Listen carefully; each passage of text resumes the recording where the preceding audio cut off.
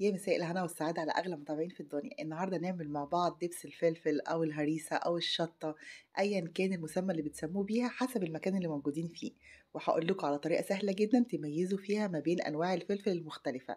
يعني مثلا ده فلفل شوية سبايسي، ده فلفل نوع تاني تحسوه مايل للرومي، درجة السبايسي فيه خفيفة شوية، يعني مش حراق قوي. النوع ده حراق جدا اللي هو الطويل والرفيع، وتلاقوا لونه غامق شوية. وهعرفكم كمان ازاي تخزنوه وتعلبوه لأطول فترة ممكنة، يعني ده ممكن يقعد معاكم رينج سنة كمان وهو بره التلاجة. طبعا ده يرجع لسر الإضافات وكمان الطريقة دي مميزة جدا زي طريقة المصانع بالظبط. يلا بينا نبدأ ونشوف عملناه مع بعض ازاي. هنسمي الله ونبدأ على طول في وصفة النهاردة. وده الفلفل بتاعنا جبناه غسلناه كويس وصفيناه كويس جدا، وهنبتدي نشتغل فيه. وقبل ما نشتغل زي ما اتفقنا هنقول أنواع الفلفل المختلفة. في النوع اللي انتوا شايفينه ده نوع بيبقى طويل كده ورفيع واللون بتاعه غامق شوية، ده بيبقى هوت جدا يعني سبايسي بطريقة مولع زي ما بيقولوا.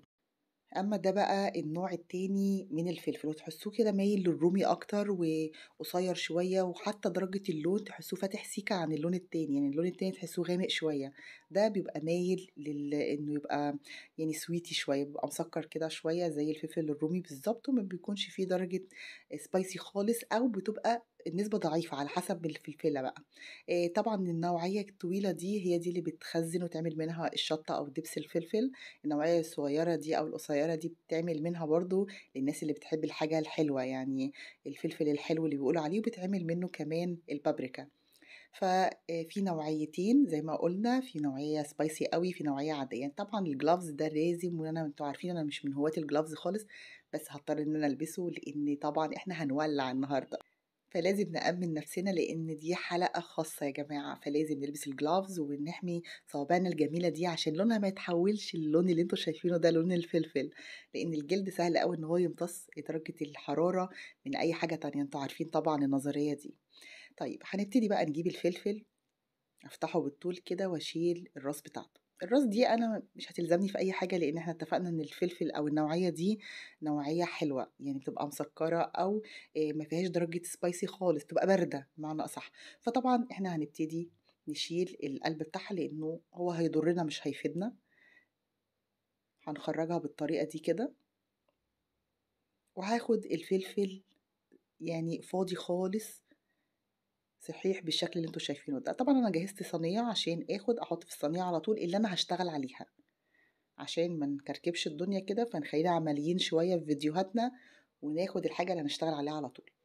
تعالوا بقى اقول لكم على كمية استخدامات لا حصر لها للفلفل. اولا الفلفل ده احنا بنستخدمه من السنة للسنة، بنضيفه على القوطة، بنحطه في المحاشي، بنعمل بيه مخللات بكل انواعها. بنستخدمه كده بقى مع طبق جبنة قريش جميل كده ورغيف مقمر.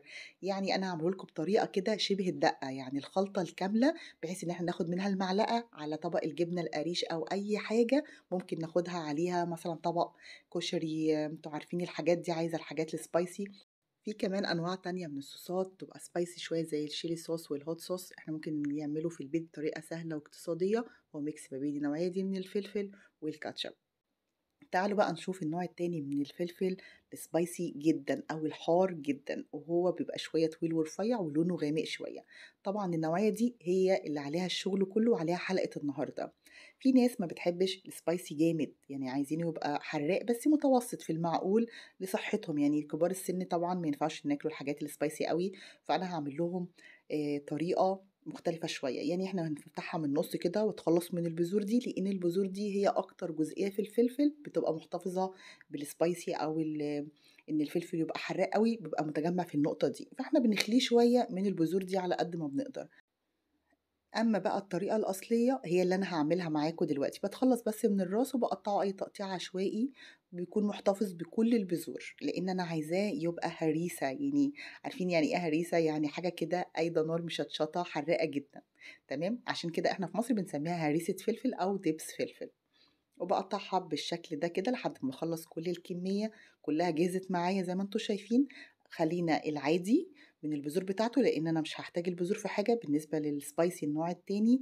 هاحتفظ بيه بالبذور بتاعته كاملة عشان يطعّم النوع اللي أنا خليته من البذور اللي هو بيبقى شوية sweety ده، كلّه هيطعّم بعضه وهيبقى الspicy بتاعه على الهادي معقول، وفي نفس الوقت هتدّيني كمية كبيرة أقدر أحتفظ بيها، أعمل منها مخلّلات، أحط منها على أي طبق كده أكل عايزاه يبقى شوية spicy أفضل من الشطة اللي هي الpowder وأفيد كمان. فطبعًا أنا حطيتها على الطاسة دي ورفعتها على النار زي ما أنتم شايفين، طبعًا النار بتبقى متوسطة، وهاقلِّب باستمرار طول ما أنا واقفة. بعد كده باضيف كمية من التوم حسب رغبتِك، بتحبيه كتير قليل دي بترجع لِك أنتِ.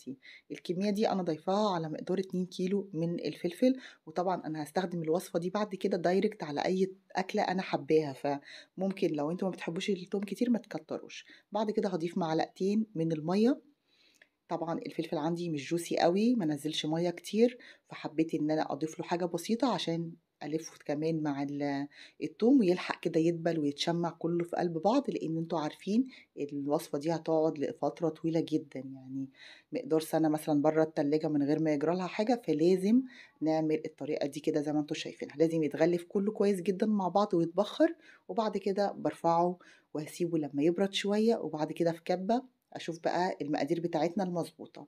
النُص كيلو عليه معلقة صغيرة من الملح، يعني إيه الكيلو بياخد مقدار معلقة كبيرة من الملح، فأنا قسمتها على 4 مراحل، وطبعًا بادّيها سِنّة كده من البابريكا فقط لا غير، أنا مش هاضيف أي حاجة تانية. وبعد ما بيتضرب كويس جدًا مع بعض بالشكل ده، بابتدي أضيفه في البولة اللي أنا هاقلّب فيها في الآخر.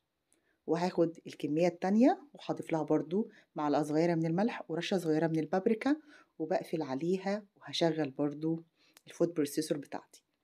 طبعًا أنا عشان الfood processor أو الكبة صغيرة، فأنا هاعملها على 4 مراحل، في العادي هنعملها على مرحلة واحدة، وباضيف على الكيلو مقدار معلقة من الملح، شوية صغيرين من البابريكا، وبس كده مش عايزة أي إضافات تانية. خلّصت الكمية بتاعتي كاملة بالشكل ده، ما شاء الله أنا عاملاها جميلة جدًا ولونها كمان تحفة، وهادّيها سيكة كده من ملح الليمون، ده يعتبر مادة حافظة بتحافظ على أي حاجة لأطول فترة ممكنة، ومعلقتين من دبس الرمان ومعلقتين كمان من الخل بيدّيها تيست خيال، وبكده بقت جاهزة معايا وطالعة روعة زي ما أنتم شايفين، ما شاء الله جميلة جدًا.